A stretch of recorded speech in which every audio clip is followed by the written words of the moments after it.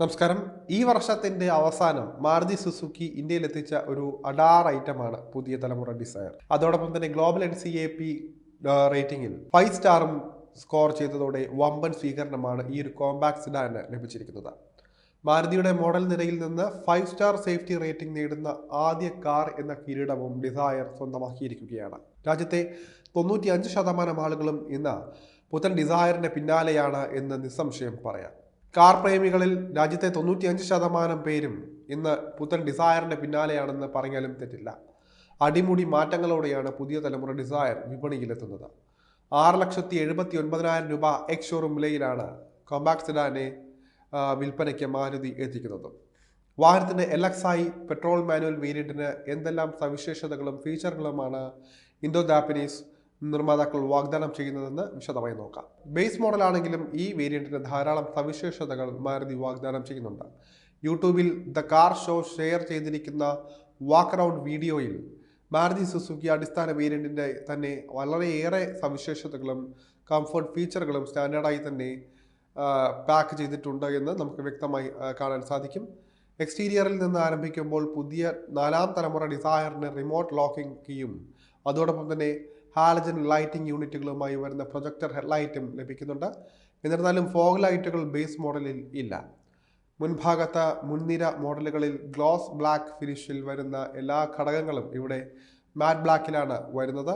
കൂടാതെ മാറ്റ് black ORVMകളും door ഹാൻഡിലുകളും നമുക്ക് ഇതിൽ കാണാൻ സാധിക്കും.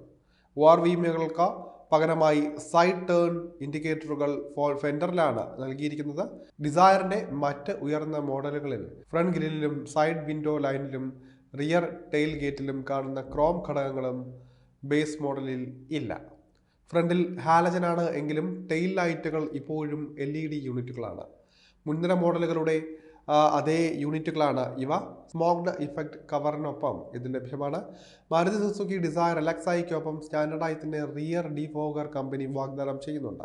ഇത് സാധാരണയായി അടിസ്ഥാന മോഡലുകളിൽ മറ്റ് നിർമ്മാതാക്കളൊന്നും തന്നെ നൽകുന്ന ഒരു കാര്യമല്ല. കൂടാതെ ഷാർക്ക് ഫിൻ ആന്റിനയും ബൂട്ട് ലിപ്പ് സ്പോയിലറും ഇതിനുണ്ട്. ബേസ് ഡിസയർ LXi വേരിയന്റിന് അലോയ് വീലുകളല്ല എന്നത് നമുക്ക് കാണാൻ സാധിക്കും. അതിന് പകരം സ്റ്റീൽ വീലുകളാണ് ലഭിക്കുന്നത്. അതോടൊപ്പം തന്നെ ഇവയുടെ വലിപ്പം മറ്റ് ഉയർന്ന മോഡലുകൾക്ക് ലഭിക്കുന്ന 15 ഇഞ്ചിന് പകരം 14 ഇഞ്ച് ആണെന്നതും ശ്രദ്ധിക്കേണ്ടതാണ്. അകത്തളത്തിൽ വരികയാണെങ്കിൽ സവിശേഷതകളുടെയും ഫീച്ചറുകളുടെയും കുറവ് എളുപ്പത്തിൽ ശ്രദ്ധേയമാണ് എന്ന് ഒറ്റ നോട്ടത്തിൽ തന്നെ മനസ്സിലാകും. ഡ്രൈവറിന് സീറ്റ് ഹൈറ്റ് അഡ്ജസ്റ്റ്മെന്റ് ഫംഗ്ഷനും ഇതിൽ ഇല്ല. കൂടാതെ സ്റ്റിയറിംഗ് വീലിന് കൺട്രോളുകളും ലഭിക്കുന്നില്ല. ബേസ് LXi വേരിയന്റിൽ മ്യൂസിക് സിസ്റ്റവും കമ്പനി ഇൻസ്റ്റാൾ ചെയ്യുന്നില്ല. എന്നാൽ ക്ലൈമറ്റ് കൺട്രോൾ പാനൽ ഓട്ടോമാറ്റിക് ആണെന്ന് തന്നെ തോന്നിയേക്കാം. പക്ഷേ ഇത് മാനുവൽ യൂണിറ്റാണ്. ഇത് അല്പം പ്രീമിയം വൈബ് നൽകുന്നുണ്ട്. അതോടൊപ്പം തന്നെ 5 സ്റ്റാർ ക്രാഷ് റേറ്റിംഗിനും 6 എയർ ബാഗുകളും സ്റ്റാൻഡേർഡായി തന്നെ ഫിറ്റ്മെൻറ്റായി നൽകിയിട്ടുണ്ട്. മുൻനിരയ്ക്കും പിൻസീറ്റിനും ടോപ്പ് സ്പെക് മോഡലുകളിലേതുപോലെ പ്രത്യേകം ഇന്റീരിയർ ലൈറ്റുകളില്ല. അതിന് പകരം 2 വരികളിലും വെട്ടമെത്തിക്കുന്ന ഒരു സിംഗിൾ ലൈറ്റിംഗ് എലമെൻ്റാണ് ഉള്ളിലുള്ളത്.